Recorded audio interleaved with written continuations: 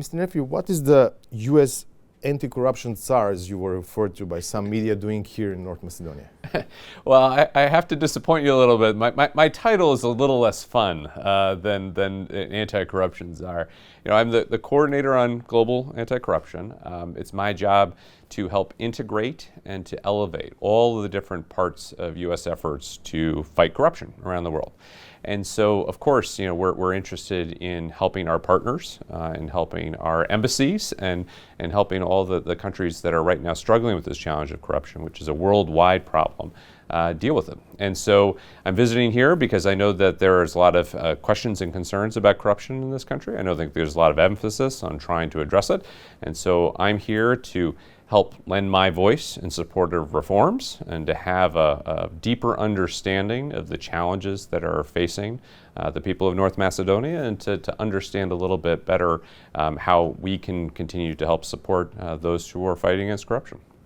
You mentioned that help, because assistance in tackling corruption in North Macedonia is among the top priorities of the local U.S. Embassy, but also the Deputy Assistant Secretary's team. What more can U.S. do? Yeah.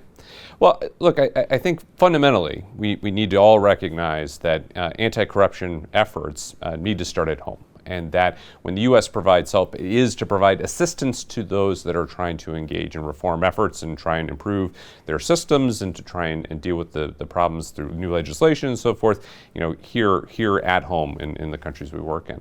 And so I think, I'm here in part to learn a little bit more about what are the current challenges, what are the needs of the people, what are the needs of civil society organizations, what the government is interested in doing more in this space, and to try and bring some of that knowledge and that learning back home to the United States. So it's needs assessment, I would say, mission. Well, certainly it's a needs assessment, and it's also for us to be able to then apply some of the experience and some of the expertise that we as a country have from working around the world. One of the best parts of my job as an anti-corruption official who has global remit is that I can go around the world and talk to governments in South America and East Asia and other places and learn things about how they're working on these problems and challenges, and then try and bring some of those lessons to other parts of the world too.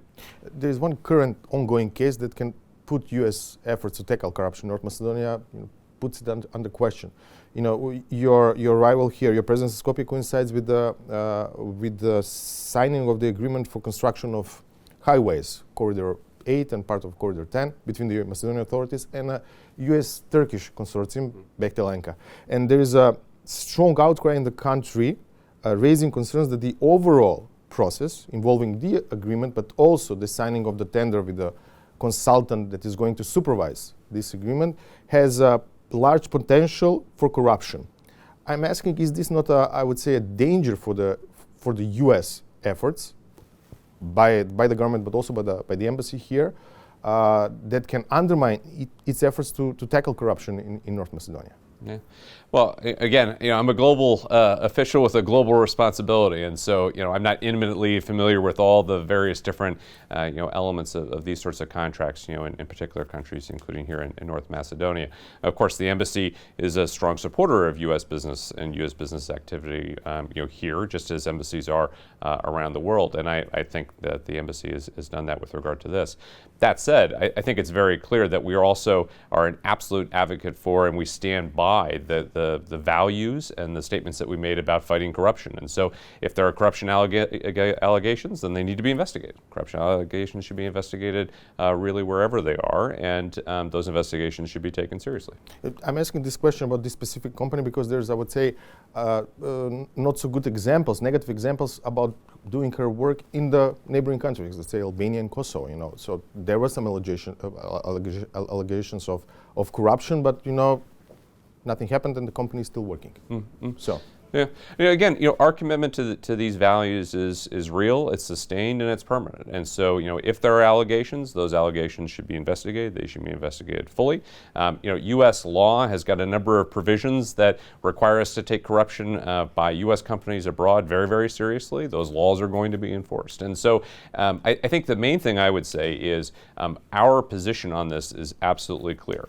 That we believe that that if there is evidence, if there's allegations of corruption, those allegations need to be investigated, and the investigation needs to be allowed to proceed as it should. No matter that is maybe involving U.S. company.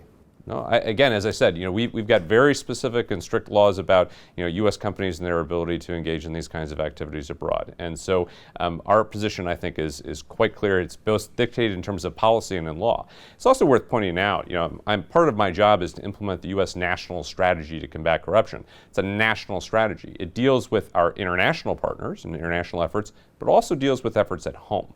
And we take the issue of corruption as seriously in the United States and with U.S. companies as we do with anyone else. Public trust in the judiciary and the prosecution office here in the country is historic low, and that leads to overall distrust of the public in the public institutions, and also undermines the democracy, of course. So how can you help make this process reversible, and what should the focus be on in the following period? Yeah. Well, you're absolutely right that when you have a distrust of the integrity of rule of law, it damages society. It damages confidence in governance. It damages confidence of a population in the country itself, and as well as society more generally. And so I think from my perspective, the most important thing to do is to try and restore that confidence by being able to demonstrate that those actors who are engaged in corrupt actions are held to account. And that comes down to being able to ensure the judiciary can do its job. We've got a number of different projects and activities that we're doing to help support the judiciary here and to help enable it to have more capability to be able to operate in this space. But ultimately, of course, those are steps that are intended to support actions that need to be taken by the authorities here in North Macedonia. We're also looking and engaging very closely with our partners here, both talking with civil society organizations as well as the government about the importance of judicial independence, about the integrity of institutions, and encouraging reforms and steps that can be taken to enshrine those. So I think our perspective is that if you're in a position to be able to demonstrate to the population that you have judicial integrity, that you have institutional integrity, that you have judicial and institutional independence, then you're in a position to be able to show that even if there are challenges, they're being overcome. Expectations in the country concerning the OFAC list are very high. You work closely, I guess, with the Treasury Department and Treasury Sanctions team. Whether and when should the citizens expect, I would say, an update with new entries from North Macedonia on this so-called blacklist? Yeah, we don't call it the blacklist, but I know why it's got that kind of attraction here. We work on our sanctions authorities and we work on our sanctions cases on the basis of evidence. And so when there is evidence, we follow it up and pursue it with sanction steps, including some that are mandatory under U.S. law. And so it's an evidence-based process. As the evidence is developed, as the cases are developed, there will be additional sanctions. Additional sanctions will be announced. But it has to be dependent on evidence. It's a rule of law tool, and so therefore needs to also meet with rule of law standards. And that means that we follow the evidence, and then we impose sanctions as those pieces of evidence are materializing. I'll also say, too, in some cases, of course, this sometimes can take time. And in other countries I've been, there's been this sense of, oh, we haven't seen it in the last 2 months. We haven't seen it in the last 3 months. That must mean they've fallen asleep. That must mean they no longer care about my country, or they no longer care about this country. Let me assure you that it may take us some time, because we are developing the evidence to be able to have an effective rule of law tool. But we will follow the evidence, and we will impose sanctions when we see it is necessary. It's also worth noting, of course, that sanctions tools are only one tool of a strategy. The whole objective is that we're able to encourage reforms and encourage the types of steps that don't require us to have to utilize these sanctions authorities, and that sanctions are only one tool in our anti-corruption toolkit. Possible time frame? Possible time frame? Again, we let the evidence show us where we need to go. Thank you very much. Thanks.